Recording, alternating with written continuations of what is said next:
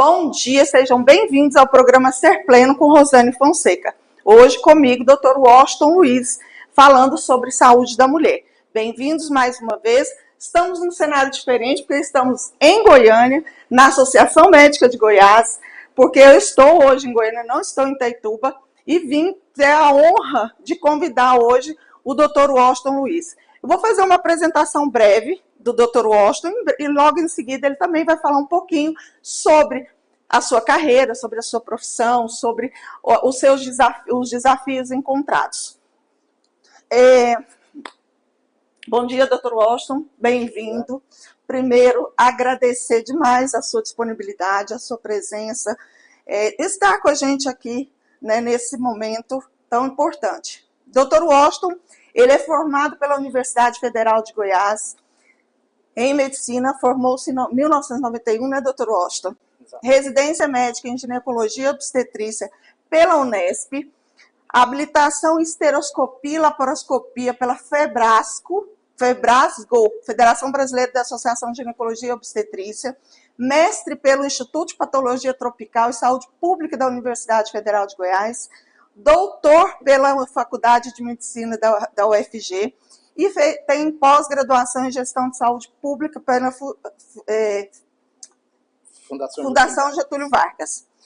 O Dr. Washington também se destaca por sua atuação em cargos de grande relevância, contribuindo para a organização da classe médica e a formação de novos profissionais.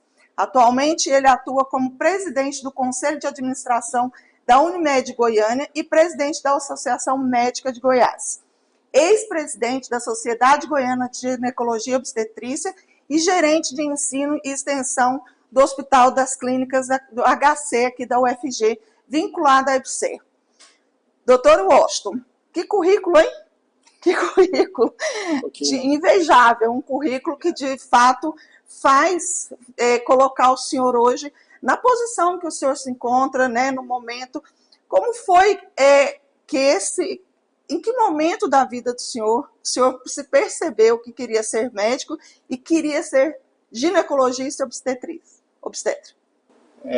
Na verdade, assim, durante meu estudo no primário, secundário, ginásio, né? Antes era ginásio científico, né? Eu sempre gostei muito de estudar e quando chegou no terceiro ano do segundo grau, eu decidi que eu ia fazer medicina, né?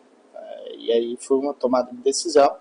A gente vem de uma família um pouco mais humilde que não tinha médico na família ainda. E aí eu resolvi prestar, felizmente passei já no primeiro ano que eu prestei, na primeira prova eu já passei. Então eu entrei na universidade em 1986, na época eu tinha 17 anos, formei em 91, como você já disse, terminando na formação, durante a formação, tinha um concurso numa grande maternidade aqui, que era uma maternidade dirigida pelo professor Maurício Guilherme Campos Vigiano, que era destaque nacional, e a gente prestava uma prova para você ser plantonista, né? E eu prestei essa prova para ser interno da ginecologia e obstetrícia, passei e fiquei lá um ano. Aí fui para São Paulo fazer o sexto ano em São Paulo, fiz o sexto ano em São Paulo. Aí formei e aí decidi que eu ia fazer ginecologia, e aí prestei para ginecologia e obstetrícia, passei onde eu queria, que era na Universidade Estadual de São Paulo, que é a Unesp, Botucatu, e lá eu fiquei 3 anos.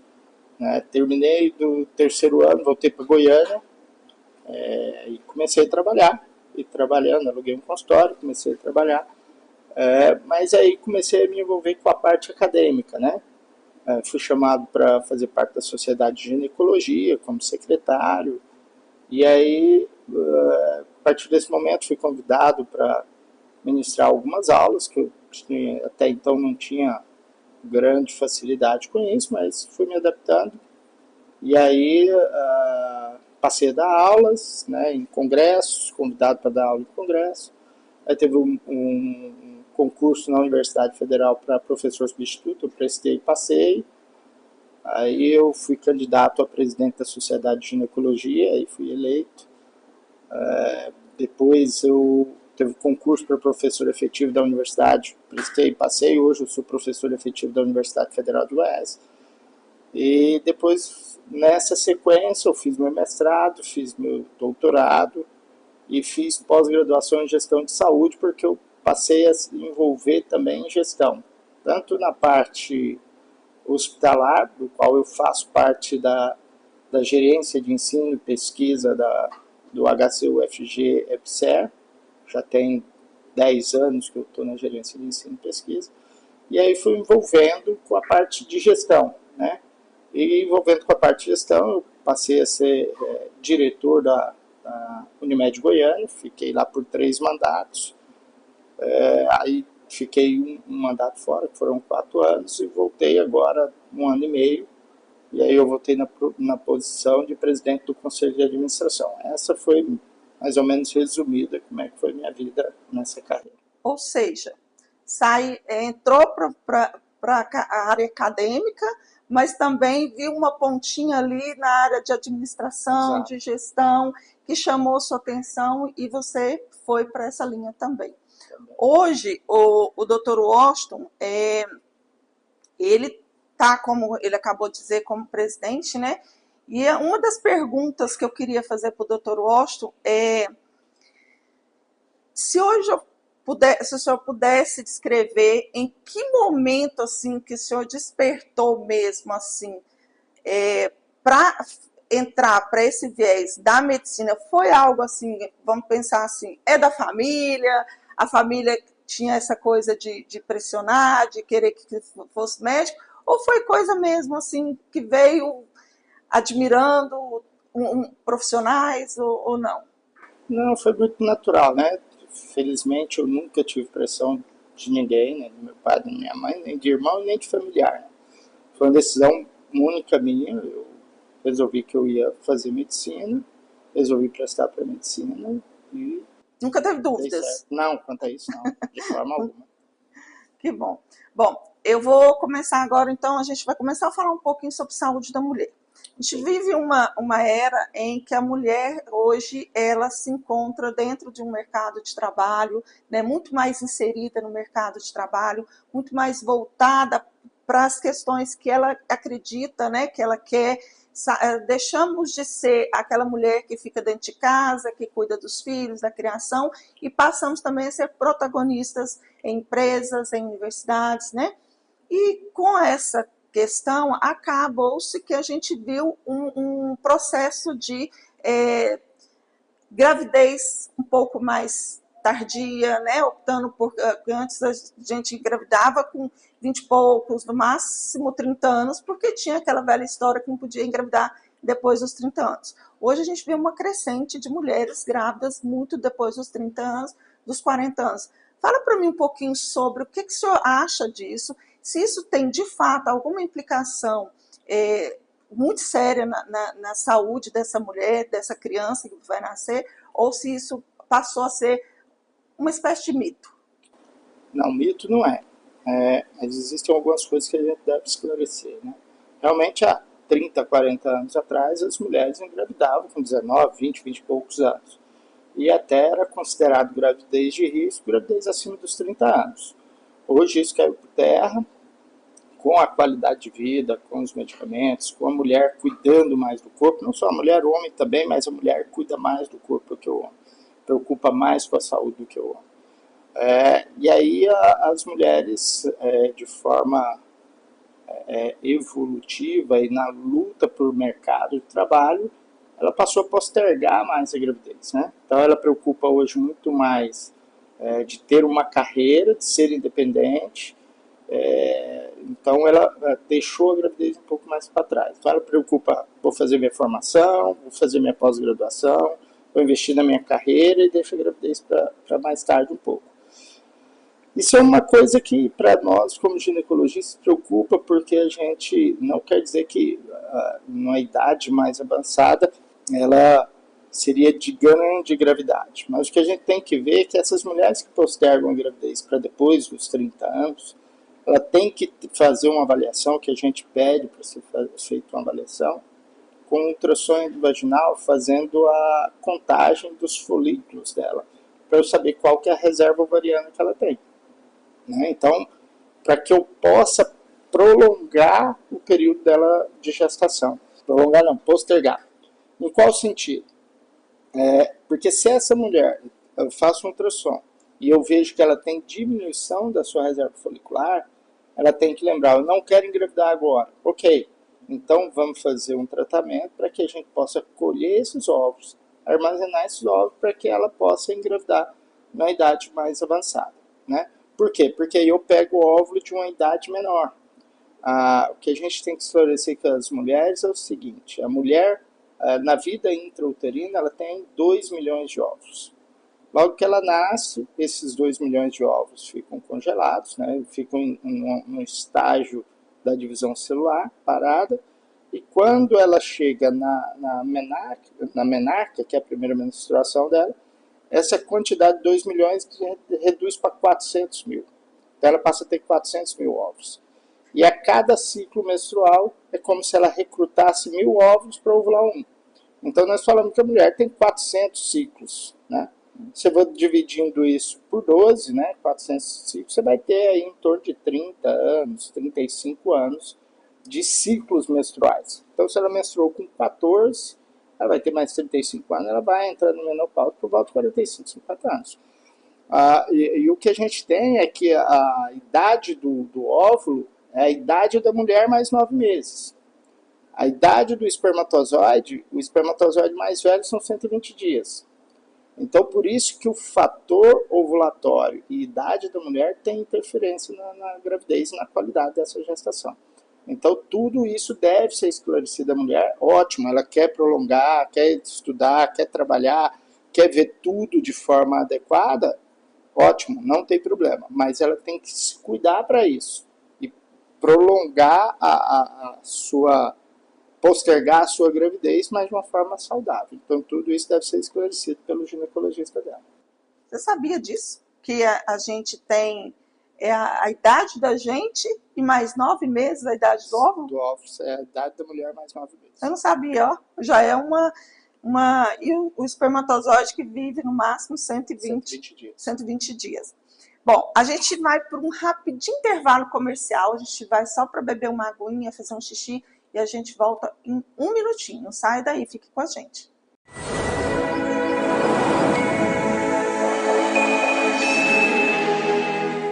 Voltamos, bom dia novamente, voltamos ao vivo. Mais uma vez, hoje não estamos ao vivo, esse programa está gravado. Você que está aí vendo aí pela Rede TV Itaituba, esse programa está sendo gravado aqui em Goiânia com o Dr. Washington Luiz, mas eu estou ao vivo aqui no Instagram e no TikTok. Nós estamos falando hoje sobre saúde da mulher. No primeiro bloco, a gente conversou um pouquinho com o Dr. Washington, falamos sobre a sua carreira, né, a sua evolução na sua carreira acadêmica, na sua profissão. E falamos um pouquinho sobre a questão da gravidez após os 30 anos. Vou fazer uma pergunta para o Dr. Washington, que eu acho que é de comum interesse de todos nós, principalmente nós mulheres. Qual que é a sua orientação sobre a frequência ideal de uma consulta ginecológica e quais são os 3 exames de rastreio que nenhuma mulher, independente da idade, ela pode negligenciar? A gente orienta que, desde que a mulher inicia suas mudanças, os caracteres secundários e tem a primeira menstruação, que é a menarca, ela deve procurar um ginecologista para fazer esse acompanhamento dela. Até porque nas primeiras fases da vida reprodutiva, depois da menarca, ela passa a ter ciclos irregulares, porque ela não tem uma maturação completa do eixo hipotálamo hipófise ovariano. Então ela passa a ter ciclos menstruais anovulatórios. Então ela tem uma irregularidade menstrual que é normal, né? Mas ela já deve ser acompanhada por isso, né? A frequência de consulta das mulheres, a gente sempre orienta que pelo menos uma vez por ano ela deve procurar o seu ginecologista para fazer todo o acompanhamento, né? Acompanhamento do seu ciclo menstrual, acompanhamento do seu útero, do seu ovário, na sua coleta, no seu preventivo para câncer de colo uterino e as alterações de hormonais e de ciclo menstrual que porventura pode ter. Então, uma vez por ano é fundamental. Isso não é só para mulher, não. O homem também deveria, né? Deveria, pelo menos, fazer isso uma vez por ano. Né? Para fazer, para a gente entrar na fase mais barata, que é do cuidar da vida, né? Que é a medicina preventiva. A gente tem que focar na medicina preventiva e evitar a medicina curativa. Se eu faço mais prevenção, eu tenho menos tratamento. Então, é essa orientação, pelo menos uma vez por ano. E aí, a depender dos exames, quais os exames fundamentais que a mulher não pode deixar? Primeiro, a coleta do copo histológico, é o exame de prevenção, que deve ser feito uma vez por ano. Sendo normal, a gente intervala a cada 2 anos, e persistindo normal até a cada 3 anos. Mas ela tem que ser acompanhada para isso, né? A depender da idade da mulher, né, acima dos 40 anos, é obrigatório a mamografia, né, que a gente tem que fazer, e a ultrassonografia endovaginal ou ultrassonografia pélvica para acompanhamento dos órgãos reprodutores da mulher, né, o útero e ovário principalmente. Então, falando aí nesses exames, doutor, a gente saiu agora do Outubro Rosa e entramos no Novembro Azul, né? O Outubro Rosa, que faz alusão ao câncer de mama, né, os cuidados com a saúde da mulher, e Outubro e Novembro Azul, os cuidados do homem. Eu fiz até uma entrevista com a Rosa Barreto, do Instituto Rosa Barreto, lá de Itaituba, que é uma instituição que acolhe mulheres, homens vítimas de câncer, né, e que faz um tratamento no Hospital do Amor, lá em Barretos, e tem uma sede lá em Porto Velho também. Então, ela faz esse trabalho. E uma das coisas que ela relatou, né, que a gente teve a presença de algumas mulheres que foram atendidas lá, é que muitas dessas mulheres, elas descobriram o câncer sem nenhum sintoma aparente. Nós tivemos a presença da Paula lá, se eu não estou equivocado o nome, da Paula, que ela descobriu um câncer de mama, mas ela nunca tinha sentido absolutamente nada. E isso só foi descoberto por conta de exames de rotina que ela fez e descobriu. Por isso a importância desses exames de rotina, né, doutor? Claro, até porque o câncer, e o câncer de mama não foge à regra, nas suas fases iniciais ele é assintomático, né? Por isso que a gente orienta que as mulheres devem fazer o acompanhamento e ir ao ginecologista pelo menos uma vez por ano, mas também o autoexame da mama, que também passa a ser de grande valia nas pacientes que têm dificuldade para procurar o serviço médico. Mas como a gente tem uma saúde pública muito bem distribuída por esse país, não justifica a mulher não marcar sua consulta, mesmo que seja no posto de saúde, para fazer um acompanhamento uma vez por ano. Sim. Agora, em relação ao homem, doutor, o senhor é ginecologista, mas eu vou falar do homem também, né? Em relação ao homem, o que a gente vê é ainda um grande preconceito em buscar uma ajuda, em fazer o exame. Nós estamos aqui agora, repetindo, né, no Novembro Azul, e eu vejo, assim, conversando com pessoas, né, da área da saúde, a dificuldade que os homens têm de procurar, de fato, cuidar da sua saúde por ainda um preconceito. Isso é verdade? Ainda existe isso? Se a gente fosse pensar 20 anos atrás, isso era a máxima mesmo, né? Os homens até hoje, são mais reticentes, procuram menos o acompanhamento preventivo. Mas isso de 20 anos para cá tem mudado. Os homens também estão se preocupando, logicamente preocupam bem menos que as mulheres, mas está ocorrendo uma mudança de cultura, né? Isso é cultural, né? A gente não vira a chave de uma hora para outra, mas com as orientações, com esses programas, Novembro Azul, Outubro Rosa, essas coisas, a gente vê realmente a conscientização também da população masculina procurando a prevenção. Isso é importante porque a saúde da mulher e a saúde do homem, ela impacta emocionalmente dentro do lar, né? Impacta a vida dos dois. Então, assim, é importante a gente falar sobre isso, né? Sobre os cuidados. Doutor, tem muitas mulheres que sofrem com distúrbios da síndrome do ovário policístico. Eu fui uma delas, né? E a endometriose, né? Então, como que o diagnóstico, né, dessas precoce, clínico e a abordagem, como é que ela auxilia no tratamento, como é que isso pode melhorar a qualidade de vida dessa mulher? Então, a síndrome do ovário micropolicístico é uma síndrome que ela é clínica, laboratorial, ultrassonográfica, né? Então, a gente tem todo um combo de diagnóstico, né? Você tem que ter na ultrassonografia os ovários aumentados, né? Com folículos subcorticais, né? Os folículos antrais maiores, num volume maior, o ovário com volume acima de 12 centímetros cúbicos, tem as alterações do próprio do útero, além das alterações orgânicas, né, e laboratoriais, tipo, ela passa a ter maior risco de dislipidemia, então ela tem uma alteração de colesterol, ela tem uma síndrome androgênica, ou seja, a síndrome do ovário policístico, a gente diz que é como se a mulher tivesse um testículo junto, né, porque ela passa a ter não a produção dos hormônios femininos, principalmente o estradiol, mas ela produz estrona também, mas ela tem um estado hiperandrogênico. Quando ela faz um estado hiperandrogênico, é como se ela passasse a ter características laboratoriais relacionadas ao homem. Então ela passa a ter o colesterol mais elevado, ela passa a ter a testosterona mais elevada, ela passa a ter a pele mais oleosa, até passa a ter acne por conta disso, tem a alopécia frontal, né? Então essas alterações são Mais importantes. pelo. Mais pelo, Mais né? pelo. Pilificação, né? Que é chamado de hirsutismo, ela passa a ter o hirsutismo. Então essas alterações são tratáveis e isso passa, não só, isso acontece nas pessoas que pode acontecer em pessoas de peso normal, mas também ocorre nas pessoas com peso um pouquinho mais elevado. E a gente fala que quando você trata uma pessoa que está acima do peso e você consegue fazer, quando ela fica acima do peso, ela produz um hormônio que é chamado estrona, que é convertido nas células de gordura, e ela interfere na ovulação. Então, a paciente obesa, normalmente, ela tem uma chance maior de fazer uma novulia. O que a gente orienta? Emagrece. Toda vez que ela emagrece 10% do seu peso que ela estava, ela emagrece 10%, grande maioria volta a ovular. Se ela volta a ovular, ela passa a produzir o seu estrogênio, que é o hormônio feminino, e diminui a produção dos hormônios masculinos. Então, ela sai da síndrome do ovário policístico.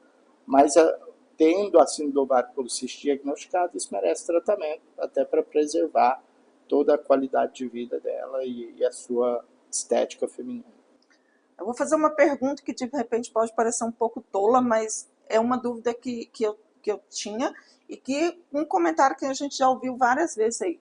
A mulher que tem síndrome do ovário policístico, ela é uma mulher que pode se tornar infértil? Ela pode ser, como eu já ouvi falar assim, eu tinha síndrome do ovário policístico, o médico falou que eu nunca ia poder engravidar. E outra pergunta que em relação a isso, existe um tratamento precoce, como o senhor disse, e que a atividade física está ligada diretamente à saúde desse síndrome do ovário policístico. Sim, não. A mulher que tem síndrome do ovário policístico, ela é uma mulher que vive um ciclo anovulatório ou oligovulatório. Ela ovula menos, mas ela ovula, né? E se ela está anovulatória, existem vários tratamentos hoje para ela voltar a ovular. Um deles é a diminuição do peso. Quando ela diminui de peso, grande parte das mulheres, se ela diminui 10% do peso que ela está acima do peso, ela diminui 10%, ela volta a ter ciclos ovulatórios. Caso ela não tenha ciclos ovulatórios, a gente tem medicações para induzir a ovulação e ela é uma paciente com capacidade de gravidez, como outra mulher qualquer, a depender do tratamento que ela faça. Viu? Então, mito quebrado, né? Na verdade, estamos aí, ó. A mulher que tem síndrome do ovário policístico, ela pode se engravidar, mas ela precisa, antes disso, fazer um tratamento, fazer um acompanhamento, ter mais qualidade de vida. Aquilo que a gente já vem falando em outros temas que a gente abordou no programa, doutor, a gente fala sobre a importância da atividade física hoje em dia, não só para a saúde física, mas para a saúde mental, para o seu relacionamento, para tudo. Então, assim, Hoje a gente diz que a saúde física, a prática de atividade física, ela está ligada diretamente à sua saúde como um todo, né? A saúde no modo complexo, vamos assim dizer. Bom, eu vou para mais um intervalinho comercial, para mais um pouquinho de água, ir ao banheiro, fazer um xixizinho e a gente já está voltando.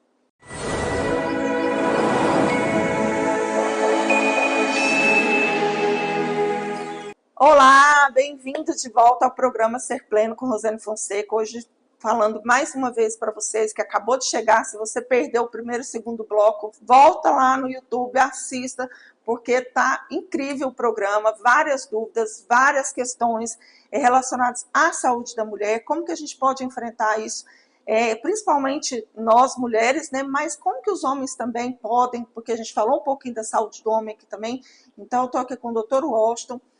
Bem-vindo para você que está chegando agora aqui no programa Ser Pleno.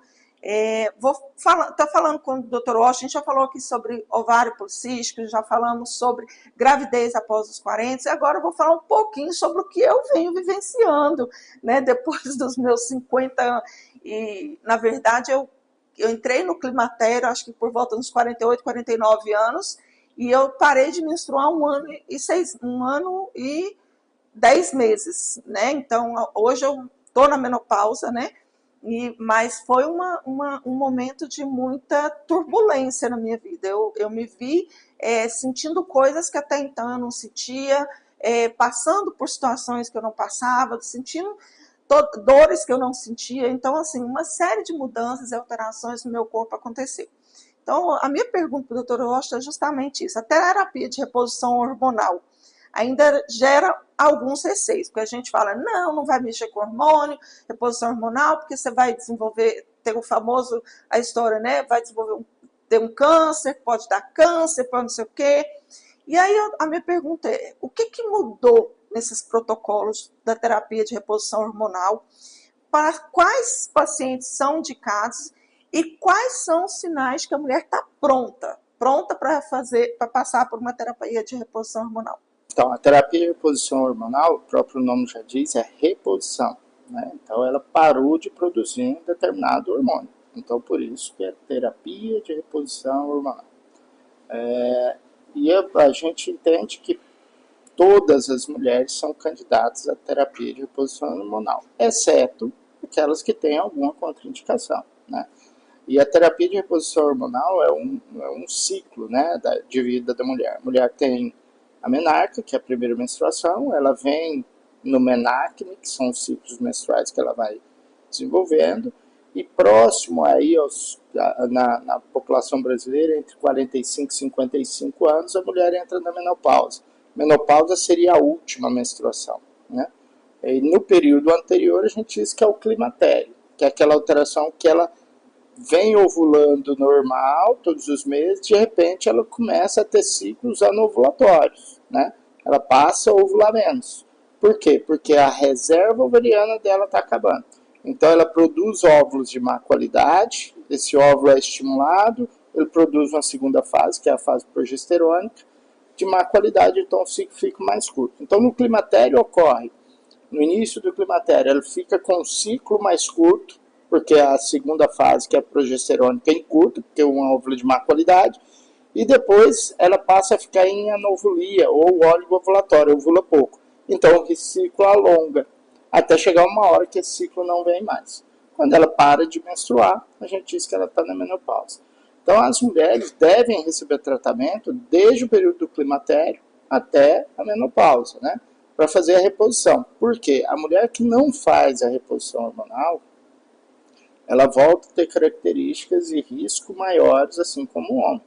Ela piora o colesterol, ela pode subir pressão, ela tem a vagina que fica ressecada, a pele fica ressecada, o cabelo fica ruim, fica indisposta, tem ondas de calor, tem sudorese à noite, fica mais depressiva. Então essa é a função do ginecologista, fazer a reposição hormonal para que ela possa ter uma boa qualidade de vida. Então a orientação é que praticamente todas as mulheres são candidatas à terapia de reposição hormonal, exceto aquelas que têm indicação específica para isso. O que seria essa indicação específica? Alguma doença pré-existente? alguma coisa que se pode falar? Por exemplo, mulheres com câncer de mama são proscritas de receber a reposição hormonal. Reposição hormonal estrogênica, que é o que a gente faz. Mulheres que têm doenças com risco elevado de trombose, que são as trombofilias graves, ela tem que ser repensado ou dividido a responsabilidade com essas mulheres. Ou mulheres que têm doenças específicas que não podem ser contempladas com o uso de estrogênio. Então, por isso a importância de não se automedicar, né, doutor? De não entrar naquela onda de que, foi bom para minha amiga, vai ser bom para mim. O médico passou para minha amiga, ela ficou maravilhosa e tá tudo bem com ela, eu vou tomar. Não, as mulheres, cada uma deve ter seu tratamento personalizado, né? Não existe receita de bolo, né? É de acordo com cada perfil de mulher. Uma que é hipertensa recebe um tipo de tratamento, a outra que é normotensa é outro. A que tem distúrbio de glicemia, tem hiperglicemia, a gente faz um tipo de tratamento. Aquela que está acima do peso é outra, aquela que não está ovulando é outra. Então, não existe uma receita de bolo. O que a gente faz é analisar todo o perfil da mulher e, de acordo com aquela mulher e aquele perfil, a gente procura fazer o tratamento adequado. Tá vendo? Não adianta você achar que, porque deu certo para sua amiga e deu certo, às vezes, para sua irmã, né?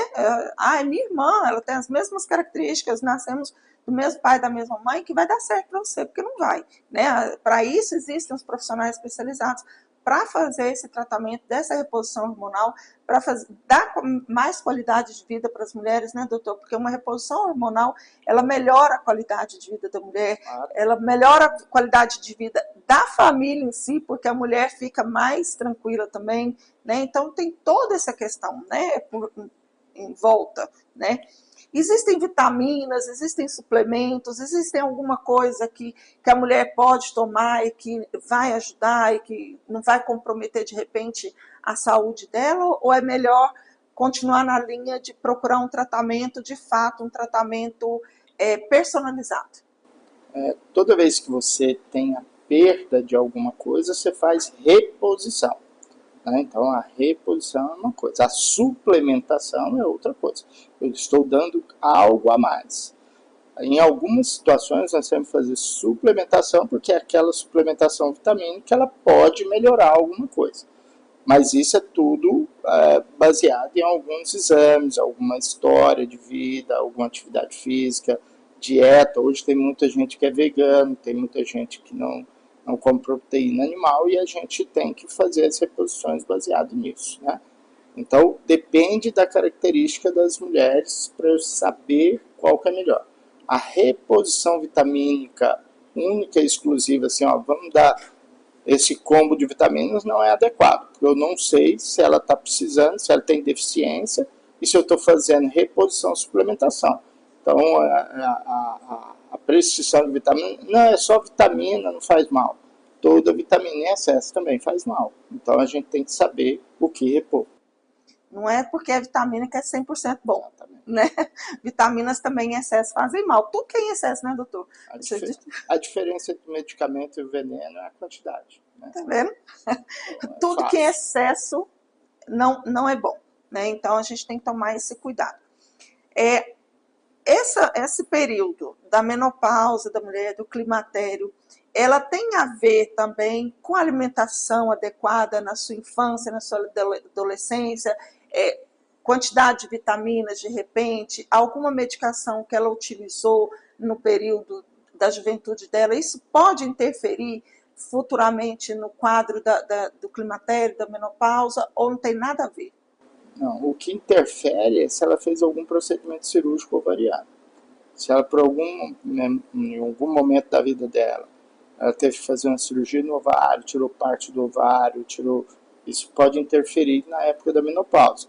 Mas como a gente comentou no início, né, ela chega na menarca com 400 mil óvulos. Então, se ela vai ter 400 ciclos ovulatórios. Então, é mais ou menos já pré-determinado a idade se não houver interferência nenhuma, a idade da menopausa dela. E, geralmente, a idade da menopausa da mulher, ela bate muito com a idade da menopausa da mãe, da irmã. são mais ou menos o mesmo período. Em algumas doenças, nós temos o que a gente chama de falência ovariana prematura, né? Em que aquela quantidade de ovos que ela possui são gastos de forma mais acelerada e ela chega aí nos 30 anos já sem reserva ovariana. Então, por isso que é fundamental que as mulheres façam acompanhamento com o ginecologista e avaliando a reserva ovariana sempre que possível. A partir, então, da primeira menstruação, a orientação é buscar um profissional da ginecologia. Sempre fazer o acompanhamento de forma adequada, não criando temor em tudo, que eu tenho que fazer tudo isso, mas esclarecendo qual que é o melhor caminho de uma forma saudável e elegante para ela no caminhar da sua vida. Sim. A gente vai para um rapidinho intervalo comercial e a gente só o tempinho de você beber sua água e a gente já volta com mais informações sobre a saúde da mulher para você.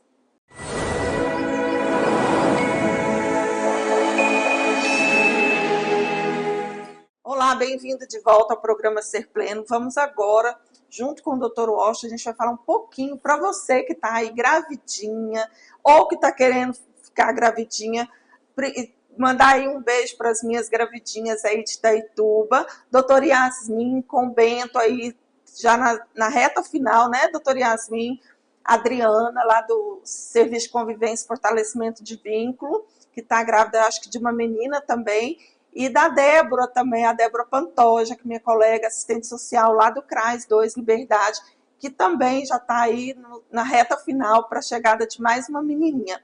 Então, a gente vai falar um pouquinho agora para vocês que estão gravidinhas e que estão pensando em engravidar. Eu tenho um monte de colega aí que já está pensando.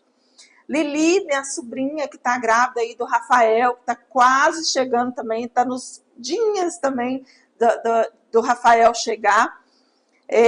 Doutor, quando a gente está grávida, a gente toma uma série de vitaminas, né, que são orientadas, que não é só, como disse a nossa enfermeira lá numa das minhas entrevistas em Itaituba, o pré-natal ele não é para a mãe, ele é para a criança, né? O cuidado não é só para a mãe, é para a criança, que é um ser que não tem voz ainda, que não tem poder de se cuidar ainda. Então, a responsabilidade é da mãe.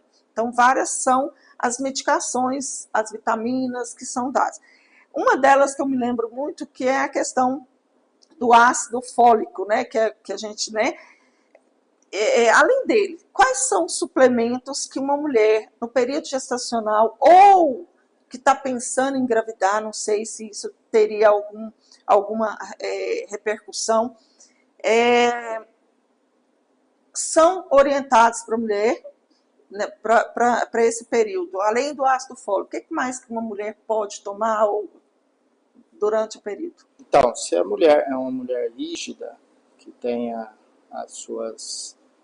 todos os seus exames laboratoriais normais, teoricamente, a única medicação indicada é na pretensão de gravidez, se possível já um mês antes da gravidez, ou não deu para começar um mês, logo do diagnóstico da gravidez, é o uso do ácido fólico ou do ofolato agora, né, que também tem, que é uma vitamina do complexo B, o ofolato é uma vitamina do complexo B, e que ela faz a ajuda para evitar, para que ocorra o fechamento completo do tubo neural.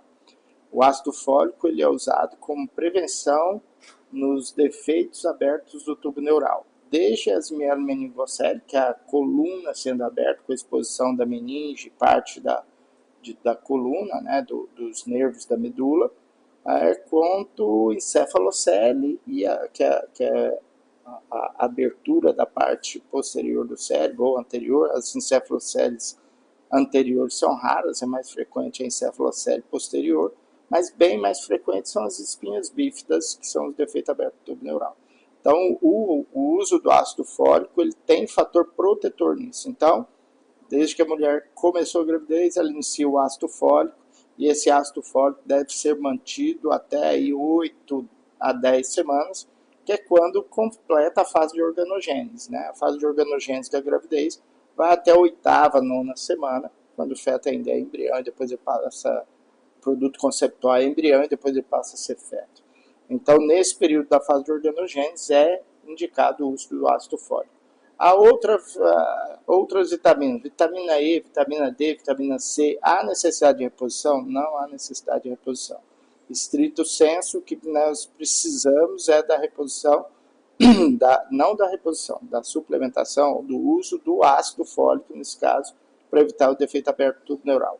Forante isso, acabou a fase de organogênese, ali da 8ª a 10 semanas, a gente faz a reposição do sulfato ferroso naquelas pacientes que têm uma possibilidade de deficiência de sulfato ferroso, né? Porque ela vai formar um novo ser, novas hemoglobinas, o sangue, então ela precisa para ela não fazer um quadro anêmico. Mas essa reposição nas mulheres que têm uma alimentação adequada, às vezes só com a alimentação resolve isso. Mas, como a frequência de uma alimentação não adequada, com proteína de forma adequada, deficiente no país, a gente faz a reposição de sulfato ferroso. Então, as duas medicações obrigatórias durante a gravidez é o ácido fólico no primeiro trimestre e depois a reposição de sulfato ferroso, principalmente nas pacientes que têm deficiência férrica ou anemia.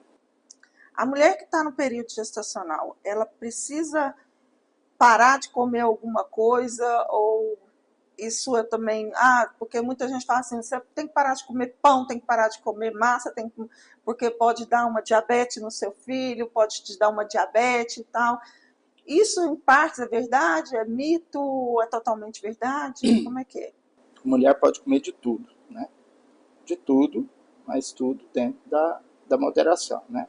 Toda vez que ela tem ingesta de alimentação hiperglicêmica e hipercalórica, ela vai ganhar peso, né? Então, o que a gente orienta, ela quer ter uma dieta adequada.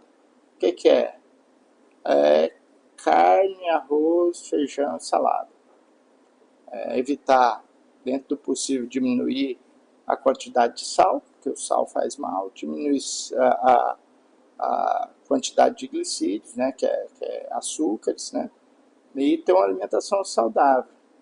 Arroz, carne, salada e está muito bem. Legumes, verduras. Arroz, feijão, carne, salada. Pronto. Arroz, feijão, pronto. É a famosa refeição brasileira, né, doutor? Que é a mais saudável, que foi eleita uma das refeições mais saudáveis. Sempre pensando na diminuição do uso, não é ficar sem carboidrato, mas a ingesta de muita massa, toda massa é amido, esse amido vai ser quebrado, e esse amido quebrado ele vai gerar glicídio, ele vai gerar açúcar.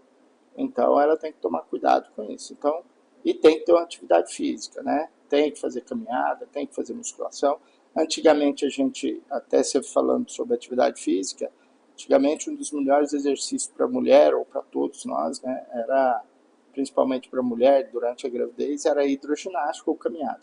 Né? Hoje, na prevenção até do Alzheimer, o que a gente considera como segundo coração do ser humano é a panturrilha. Então, toda atividade física, principalmente as pessoas que estão entrando no climatério, menopausa, as mulheres, no caso, mas o homem também, tem que ter o fortalecimento muscular, porque depois dos 40 anos você passa a ter uma coisa chamada sarcopenia, você passa a perder músculo, né?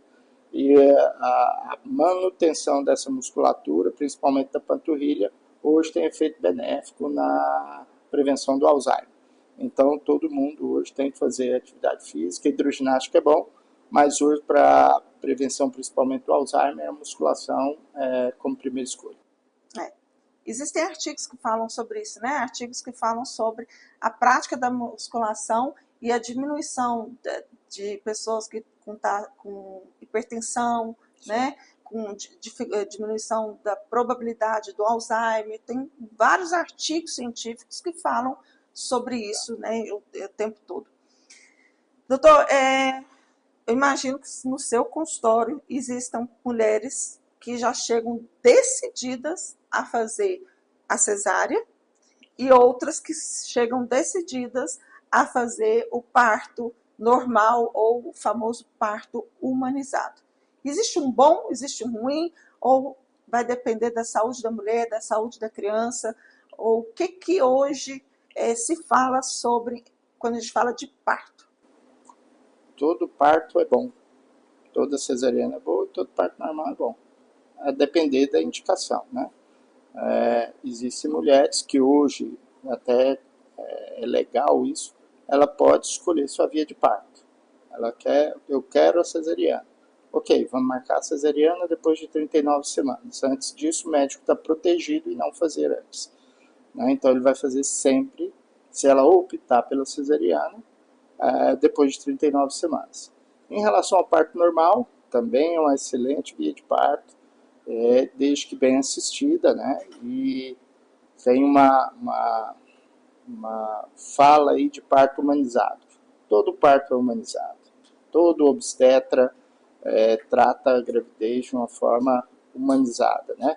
Existem alguns deslizes, algumas coisas, sim, mas a grande maioria de todos os partos, independente de ser parto normal ou cesariano, são partos humanizados. A família participa, o marido ou a mãe entra, logicamente entra quem a mulher decide, e a gente dá toda a liberdade dela e explica tudo isso para ela. Então, todo parto é humanizado. Outra coisa que fala é em relação ao plano de parto. Isso ficou em voga há uns anos atrás, e a mulher chega com um plano de parto. O plano de parto, eu como ginecologista e como professor da universidade, o plano de parto pode ser uma orientação, porém não é uma obrigação. Eu não quero que faça epísio. Eu não quero que use soro. Tudo bem, o médico... é aquele cortezinho? Que é o corte que faz o pique, ampliando o canal vaginal. Tudo isso pode ser respeitado até o momento que o médico entenda, o médico assistente, eu preciso fazer. E não é porque ela apresentou o plano de parto, que ela falou que eu não quero fazer epísio. Se o médico, que foi treinado para isso, chegou na hora do parto, eu não quero que faça, porém, ele é a única pessoa que está entendendo a evolução da gravidez e vai fazer a proteção do feto. Então, se ele, nesse momento, ele entende tecnicamente, preparado para isso, ele entende que tem que fazer, mesmo que a paciente não concorde, é obrigação dele, de forma ética, a realizar o procedimento. Porque ele está fazendo aquilo para proteção daquela vida que é o feto que está vindo. Então, todo parto é humanizado e a relação médico-paciente é fundamental para o esclarecimento disso e para levar isso de forma satisfatória tanto para o médico quanto para a mãe e para o feto, né? Porque o resultado final para o obstetra é a mãe e o recém-nascido saudáveis em casa. Não adianta eu seguir eu não quero que faça epísio e depois ter uma complicação que esse feto não vai ter, esse recém-nascido não vai ter uma boa evolução depois. Então, a decisão de um procedimento médico durante o trabalho de parto é uma decisão exclusiva do médico. Se ele tem certeza daquilo, ele foi treinado para aquilo, a gente tem que fazer, porque essa é a nossa responsabilidade. E ele está amparado legalmente por isso, né, doutor? Claro. Está amparado, porque na verdade existe um planejamento, mas como tudo, né, todo planejamento ele pode sofrer, né, algumas alterações, algumas interrupções, algumas questões no meio desse planejamento, precisa-se ter uma outra linha de ação. E essa linha de ação, quem está pronto para fazer isso, quem está preparado para fazer isso, é o médico. E principalmente o médico que está te acompanhando já ao longo dos seus 9 meses de gestação, né? Hoje, qual é a frequência? Se eu conseguiria me dizer assim, mais ou menos, qual a frequência de partos, se aumentou a quantidade de partos normais ou se diminuiu, se está a mesma coisa ou não tem? Nos últimos 10 anos, tem uma nova onda, né, que aumentaram o número de partos normais, né? Então a gente já acompanha isso há muito tempo, que está tendo uma revitalização do parto normal, né? Mas o parto normal tem que ser um parto normal acompanhado em uma unidade hospitalar. Não me venham com essa conversa de parto normal acompanhado em casa. No ambiente domiciliar não é ambiente para fazer parto. Mas minha avó, minhas tias, tudo tiveram parto em casa. Perfeito. Quando evolui tudo normal, vai tudo normal. Mas quando ocorre alguma intercorrência, Se você não estiver dentro da unidade hospitalar, você tem graves consequências, principalmente ao recém-nascido, ao feto que está vindo, mas também à mãe. Então, o lugar de parto é uma unidade hospitalar, né? Seja ela, não, eu quero numa casa de parto, ok, pode fazer na casa de parto, desde que a casa de parto esteja junto a um hospital, que você, estou tentando um parto normal na casa de parto, complicou, eu abro uma porta e chego no centro cirúrgico, né? Porque coisas durante o trabalho de parto, elas ocorrem que você tem que tomar decisão em segundos e minutos, com risco de perda do feto, do produto conceptual e até da mãe. Então, a local de parto não dá para fazer acompanhamento de trabalho de parto domiciliar. É muito bonito, é muito legal, é muito interessante, mas o acompanhamento médico é fundamental.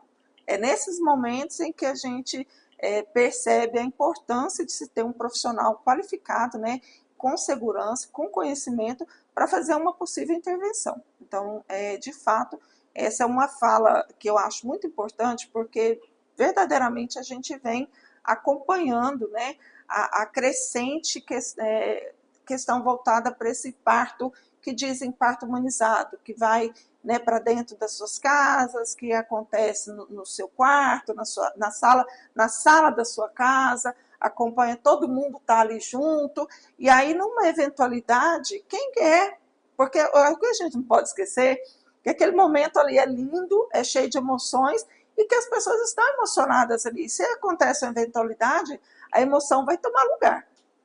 E o não preparo vai tomar lugar. Então, assim, a importância, sim, de se ter um profissional capacitado e um local adequado para esse parto, para garantir a segurança e a saúde, não só da mãe, mas do bebê, é fundamental, né, doutor? Claro, isso aí é muito bom até a página 2. Depois que dá errado, a culpa, mas o questionamento, mas o doutor estava acompanhando. Doutor, mas por que o senhor não mandou para o hospital, porque o senhor não levou? Mas a senhora que pediu, mas quem tem o conhecimento é o senhor. Então, orientação, parto é local adequado para parto. Casa não é lugar de parto, né? Por mais que, doutor, mas pode dar, deu tudo certo. Ok, se der errado. Então, a gente não pode expor uma gravidez, um acompanhamento de 9 meses, expor um feto que está ali dentro, que não tem ninguém por ele no seu obstetra, deixar aqui de uma evolução que estava evoluindo tudo normal, eu entregue um recém-nascido de uma qualidade não boa, né? Então, de novo eu reforço, acompanhamento de trabalho de parto deve ser feito nas casas de parto, se possível, se a paciente quiser, mas desde que a casa de parto esteja ao lado de um hospital ou dentro de um hospital. De forma humanizada, todo mundo pode estar junto, dentro da enfermaria, dentro do apartamento, pode. Porque na hora que se tiver alguma intercorrência, o profissional que está ali dentro, ele consegue levar a paciente ao centro cirúrgico em questão de minutos. E se estiver em casa, dentro de Goiânia, por exemplo, dependendo de onde você estiver, para você chegar num hospital, você demora 1 hora. E 1 hora num feto em sofrimento não é o melhor resultado que a gente consegue. A gente vai para um intervalo comercial, a gente já está caminhando para os últimos minutos aqui, os últimos instantes do nosso programa, mas é só um pouquinho, vai lá, bebe sua água, se prepara, porque tem o fechamento e tem uma mensagem final do doutor para você, que está aí desse ladinho aí, pensando em engravidar ou está gravidinha, que tem um monte de dúvidas para que ele possa esclarecer para você. A gente volta em um minutinho.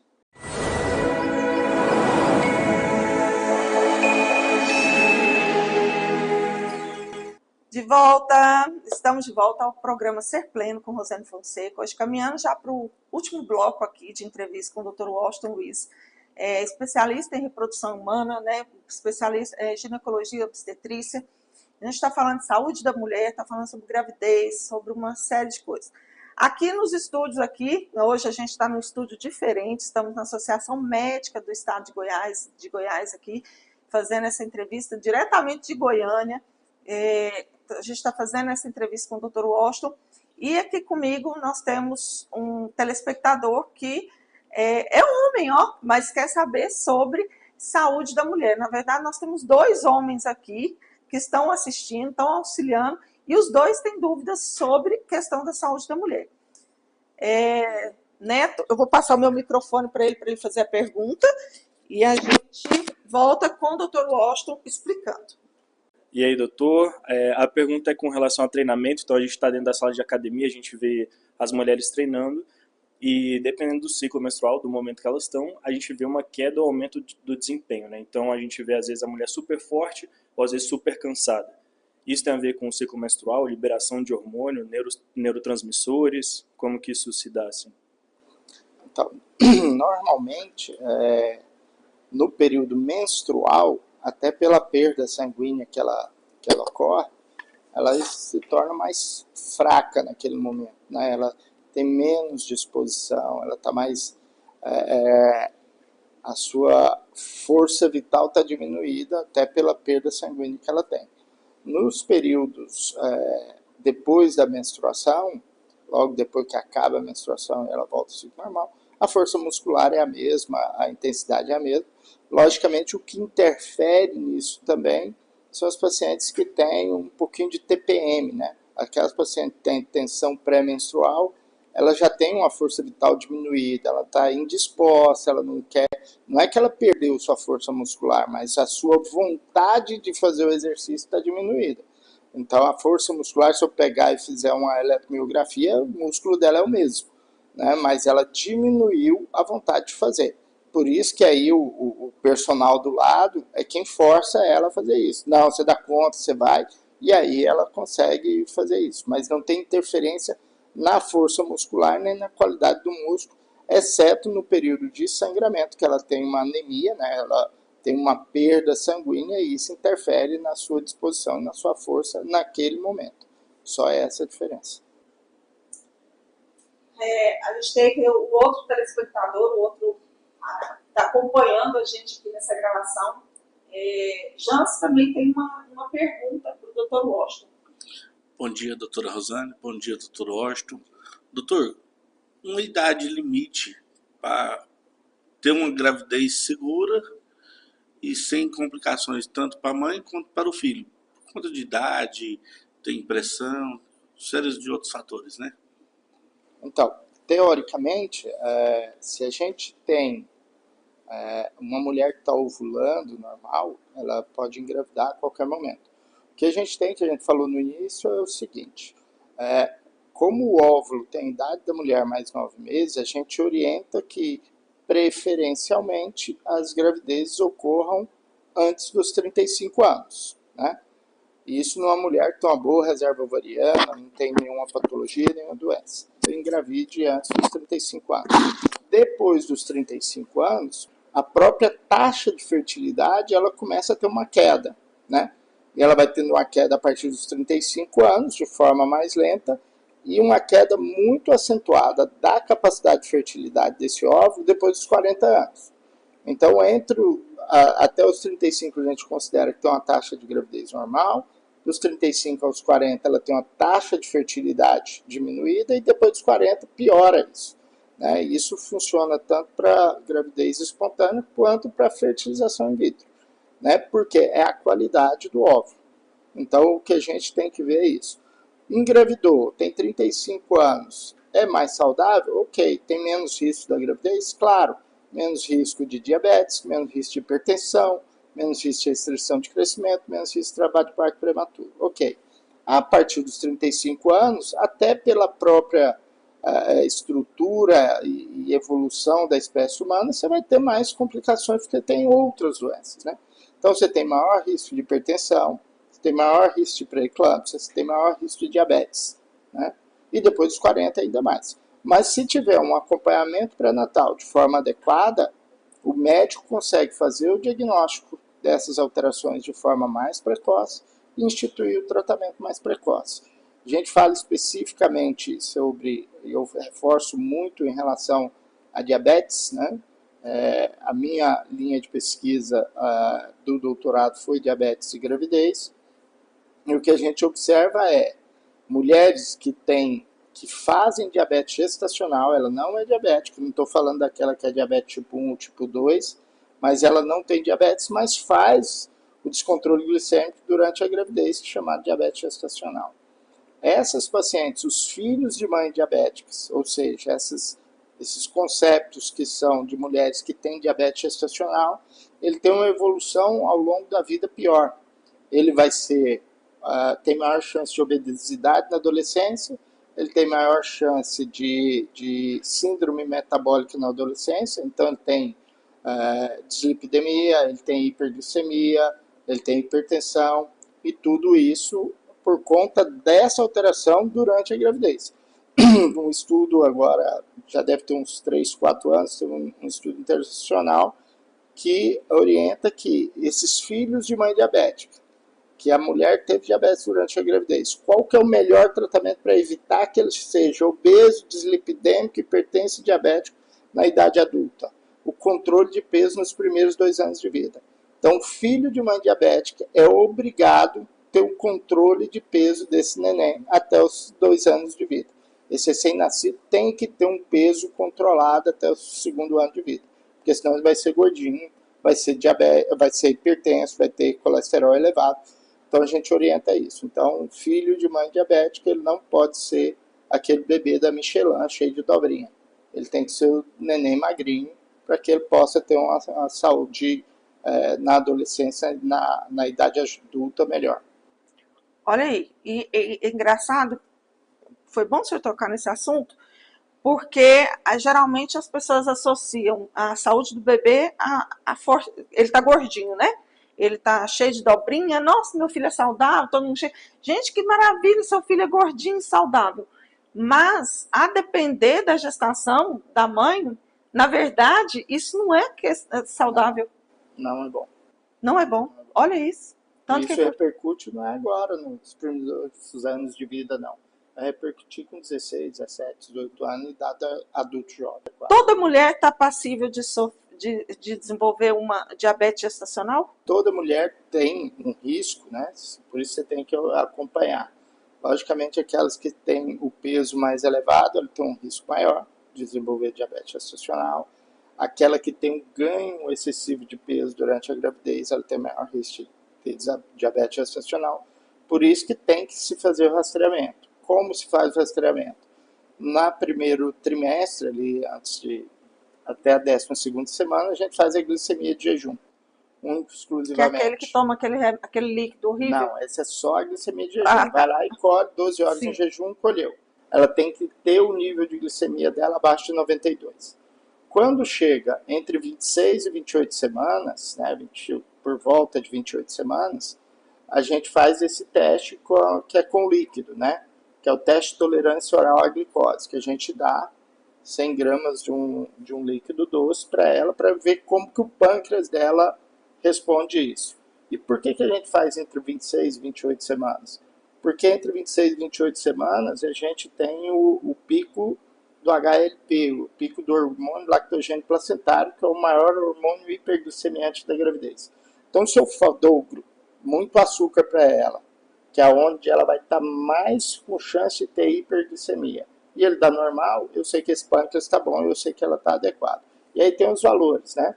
Você tem dose em jejum, 1 hora e 2 horas. Você tem que estar abaixo de 92 em jejum, abaixo de 180 na 2ª hora e abaixo de 153 na 2ª hora.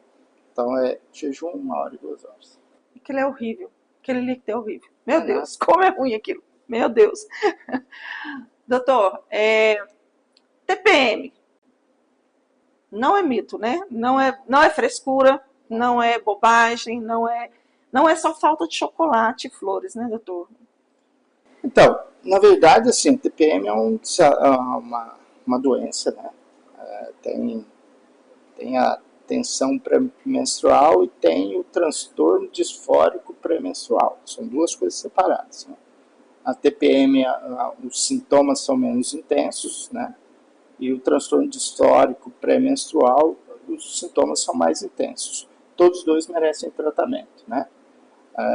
Às vezes o chocolate melhora porque ele libera algumas endorfinas, tem algumas substâncias no chocolate que ajudam isso. Mas a TPM tem tratamento e existem mulheres que sofrem muito com isso, e o ginecologista é a pessoa mais adequada para fazer o tratamento da TPM. Até porque precisa melhorar a qualidade de vida dessa mulher que está sofrendo com a TPM.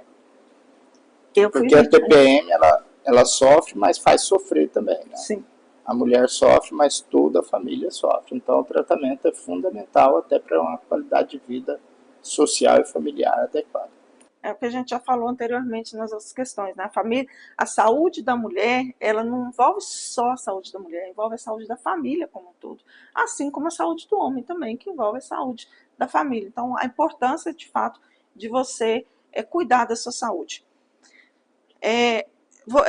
Existe a conhecida como fertilização in vitro, né? Que é uma opção para aquelas pessoas que, infelizmente, não podem engravidar por uma questão, às vezes, genética mesmo, que, né, tem algum problema genético, ou porque no decorrer do tempo aconteceu alguma coisa. Hoje, ainda é uma opção a fertilização in vitro, a barriga de aluguel, como é que a medicina enxerga isso? Toda vez que a mulher tem alguma dificuldade para engravidar, né, a gente faz a pesquisa, e aí quando a gente vai fazer a investigação básica da dificuldade de engravidar, a gente tem que envolver logicamente o parceiro, né? Às vezes o mito recai sobre a mulher que a maior responsabilidade é da mulher. Não, todo casal infértil, quando a gente vai acompanhar o casal, 50% é fator masculino e 50% é fator feminino. Logicamente, o fator feminino envolve várias causas, né? Desde o útero, trompa, ovário, aderências, essas coisas. Então, a gama de complicações da mulher é maior. Mas a fertilização in vitro e a grande causa a parte genética é uma das causas mais raras relacionado à fertilidade. As causas de dificuldade para a gravidez são múltiplas, né? Desde as aderências, a endometriose por si só, a desovulia ou anovulia, nos casos de algumas pacientes.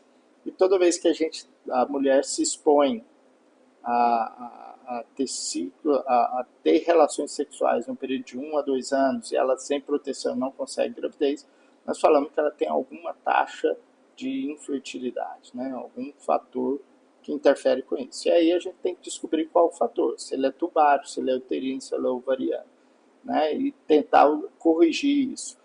Não sendo possível corrigir essas alterações e havendo a necessidade, a fertilização in vitro, que é o FIV, que é o bebê de proveta de antigamente, ele é uma opção hoje e com as clínicas de reprodução assistida hoje que a gente tem, esse está se tornando um procedimento que antes era muito caro e hoje está se tornando um procedimento mais factível, né? mais acessível à população em geral.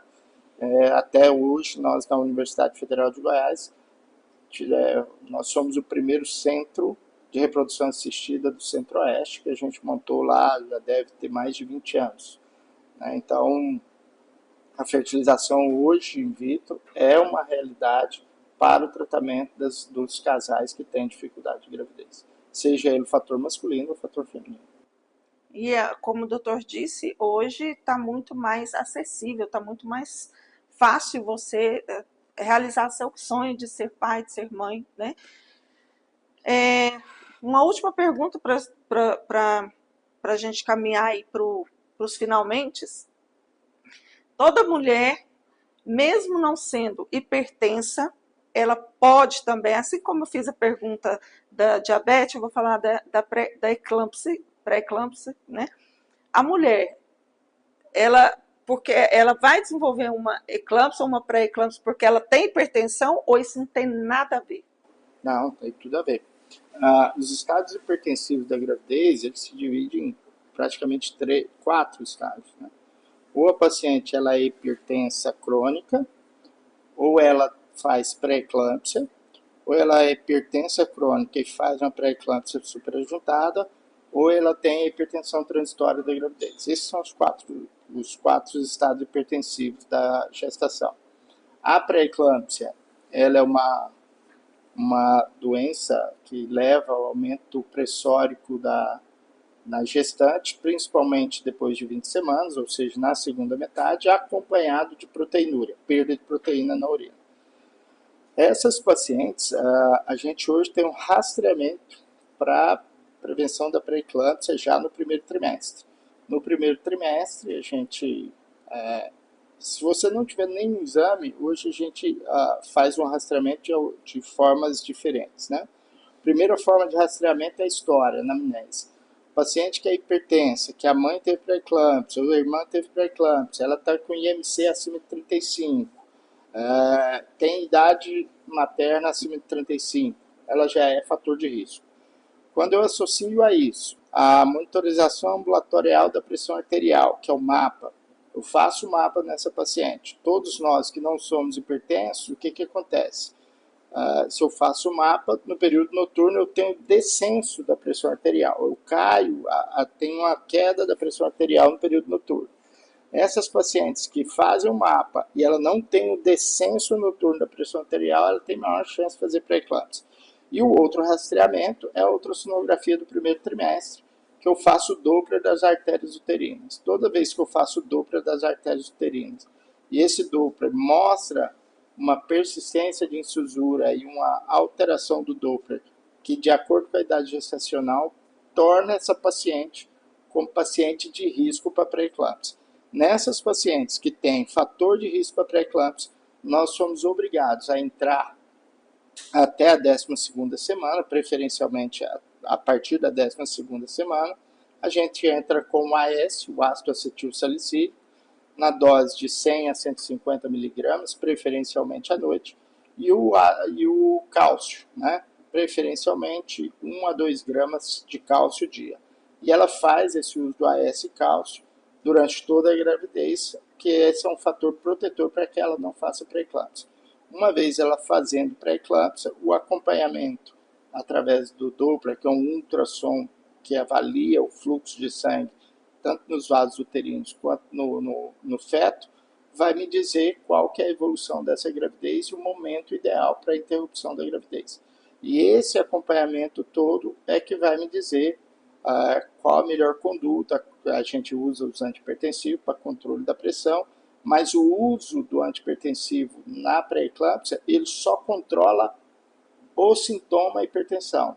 A doença ela é evolutiva e ela só se encerra depois que eu tiro a placenta. Então, a pré-eclâmpsia ela só se encerra depois que ocorre o parto.